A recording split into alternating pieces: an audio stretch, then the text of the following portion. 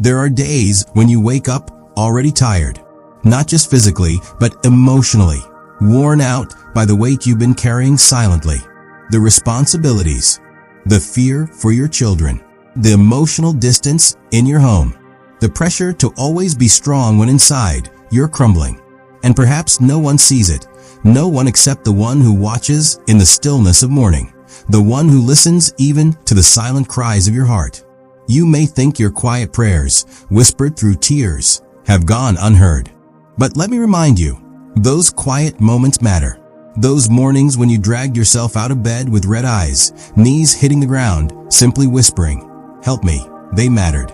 Even if nothing visibly changed, something unseen was happening. You were being held, refilled, reassured. A love deeper than any human could give was wrapping around you. You weren't just surviving those moments, you were being strengthened layer by layer for the days ahead. You see, the world tries to define you by your last mistake, by your weakness, by your history. It throws labels at you: unworthy, failed, broken, unlovable. And the worst part is, sometimes you start to believe them. But here's a truth that cuts through the noise. Your identity does not come from your past or your performance. It comes from love. And not the kind of love that's earned. It's the kind that was there before you even realized you needed it. You are not defined by how many times you fell, but by how many times you were picked back up. You are not a lost cause. You are deeply known and deeply loved. That love does not demand you be perfect before it embraces you. It meets you right where you are and says, "You belong. You matter. You are mine." When you let that truth into your bones, everything starts to shift. Your decisions begin to come from confidence instead of fear. Your relationships begin to heal. And most importantly, the voice in your head changes from condemnation to compassion. Now, I know many of you carry an invisible weight, a burden for your family. You lie awake worrying about your children, your spouse, your siblings. Maybe some of them have walked away from faith, from family, from the values you tried so hard to instill. You ask yourself, where did I go wrong? How do I fix this? But here's a lesson many of us take too long to learn. You are not the savior of the people you love. You were never meant to carry the full responsibility of someone else's transformation. That doesn't mean you stop caring. It means you start trusting that the same love that has been patient with you will also pursue them. That the same hand that pulled you out of your darkness knows how to reach them too. You don't have to push, to plead, to manipulate the outcome. You simply release them in prayer and continue to love with steadiness. Let your home be filled with kindness, not pressure. Let your presence be peaceful, not anxious. That's how change begins, not with shouting, but with surrender. It's easy to feel helpless when the people you love are hurting or drifting. You may feel like you're the only one holding things together. But the truth is, you're not alone. You're being guided. You're being empowered even now. The same Spirit that gave Jesus the strength to remain gentle when he was misunderstood, to forgive when he was betrayed, and to serve when he was tired. That same Spirit is available to you. You don't need a pulpit to lead. You lead every day through your patience, your quiet faith, your consistency. So when your heart starts to race with fear, when the arguments return, when you feel like giving up, pause, breathe, return to that quiet place. Because the strength you need for others will always be found in that stillness, not in striving. And here's what's even more beautiful. Every time you choose grace over anger, prayer over panic, patience over pressure, you're showing those around you what real love looks like. You're showing them the kind of love that doesn't give up, doesn't yell to be heard, doesn't force its way.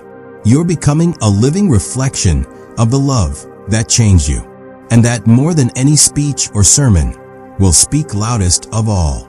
So today, let this be your reminder. You are not invisible, and you are not failing just because you're tired. You are in the middle of a divine story, one that is still being written. You are not carrying these burdens alone. You are not defined by what didn't work out. You are deeply loved. You are not here to save everyone, but to walk in faith, to love with gentleness, and to trust that transformation is not just possible, it is promised. Keep showing up, keep loving, keep trusting. You are doing better than you think, and the one who started this work in you isn't finished yet. Sometimes the hardest part of love isn't starting, it's staying. Staying kind when kindness isn't returned. Staying patient when nothing seems to be changing. Staying calm when emotions rise and voices clash. And yet, this is the space where your deepest growth happens, not when everything is peaceful, but when you choose peace even in the storm. There will be moments, especially with those closest to you, your spouse, your children, your siblings, where frustration builds like a fire inside. You want to scream, to correct, to demand change. And yet, deep within, you know that anger may win the argument but lose the heart. The way of love, the way of Jesus, isn't about overpowering people into transformation. It's about creating a space where their heart feels safe enough to open again. It's about showing restraint when your emotions tempt you to explode. Because you don't just want obedience, you want healing. You don't just want them to agree with you, you want restoration. And restoration only happens in the climate of grace. Many people think strength is loud, but the strongest people I've ever met were the ones who whispered when they could have shouted, who stayed gentle when they had every right to be harsh. That's the strength Jesus modeled, the strength to endure misunderstanding, to absorb the weight of others' pain, and still respond with compassion. And that same strength is offered to you today. When you're tempted to react with sharp words, remember how you've been treated in your own weakest moments. Remember how many times you failed and yet were not rejected. You were corrected, yes, but always through love, never through shame. That's the posture we're invited to carry into our relationships. It's not weakness to be soft. It's not foolish to be gentle. It's powerful to choose kindness when it costs you something.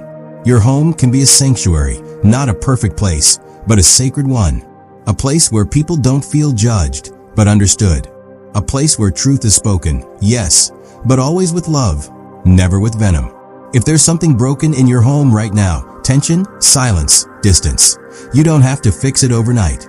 You don't need all the right words. What you need is the right spirit. A spirit that says, I'm here. I won't run away from a mess. I'll keep showing up with grace. Because grace is the soil where healing begins to grow. You may not see results immediately, but seeds planted in love take root in time. Every prayer you whisper, every kind word you speak, every harsh word you hold back, these are bricks in the foundation of peace you're building. One day they will see it. They will feel it. And some will even ask, what changed? And your answer won't be a formula or a lecture. It will be your life. A life that reflects a deeper love. A love that gave you the strength to speak gently when it would have been easier to walk away. You may be worried right now about someone in your family who's gone astray. Maybe the child making decisions that scare you. Maybe it's a partner who's drifted spiritually. Maybe it's a parent you've tried for years to reconnect with. And deep inside, you feel helpless. But you are not helpless. You are heard. You are seen. You are partnered with a love that never gives up. The one who created their soul loves them more than even you do. And while your influence matters, their ultimate transformation is not your weight to carry. Your job is to plant seeds, not force fruit. Your calling is to love steadily, speak truth gently, and surrender the rest. That may sound passive, but it is the bravest thing you'll ever do. Because surrender requires trust. Trust that there's someone wiser, stronger, and more patient than you, already working in ways you cannot see. Don't let anxiety rob you of the life you are called to live. You were not meant to carry everyone else's decisions on your back. You were meant to be light, not weighed down. If you collapse under the pressure of fixing everyone, you won't have the energy to fulfill your own calling. There's a reason you've been given certain strengths, certain dreams, a certain voice. It's because your life has purpose too.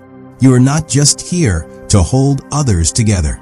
You're here to walk your own path with boldness. And as you do, you'll find that your example begins to lead others, not because you push them, but because you inspired them. And if someone you love crosses boundaries that threaten your peace, you are allowed. No, you are called. to set firm yet kind boundaries. You don't need to yell. You don't need to blame.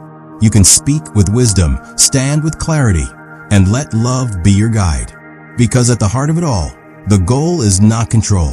The goal is redemption. That's what Jesus modeled. He didn't come to punish, but to restore, to gather the broken and call them whole again. That's the invitation extended to you. You don't need to manipulate outcomes.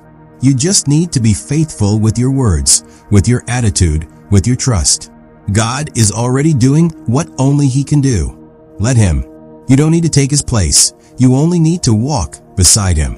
And if you do, you'll find your own heart becoming softer. You'll begin to reflect the grace you've been shown. And through that grace, homes will heal, relationships will revive, and peace, the peace you've been craving, will finally have room to dwell.